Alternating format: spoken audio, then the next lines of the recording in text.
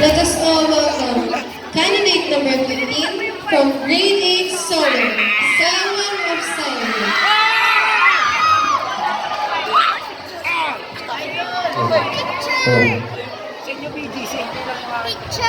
Habang ako'y naglalakad sa kalsada, may narinig ako. May narinig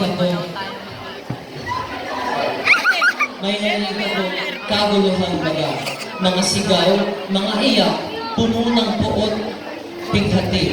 Hindi ko alam ang nangyayari. Nakita ko ang mga tao, nagkakagulo. Ang kanilang mga mukha ay puno ng galit at pangungutya. At doon ko siya nakita. Isang lalaki, bugbog at duguan. Hindi ko alam kung sino siya. Pero may kakaiba sa kanyang mga mata. Nalaman ko kalaunan na ang pangalan niya ay Jesus. Jesus? Sino ba si Jesus?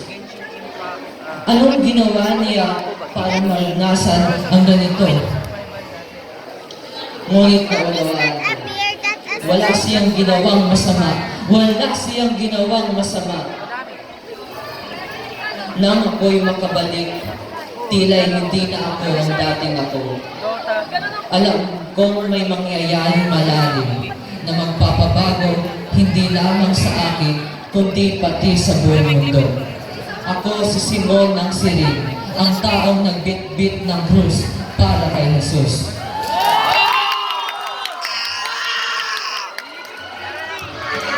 Thank you, candidate number 15.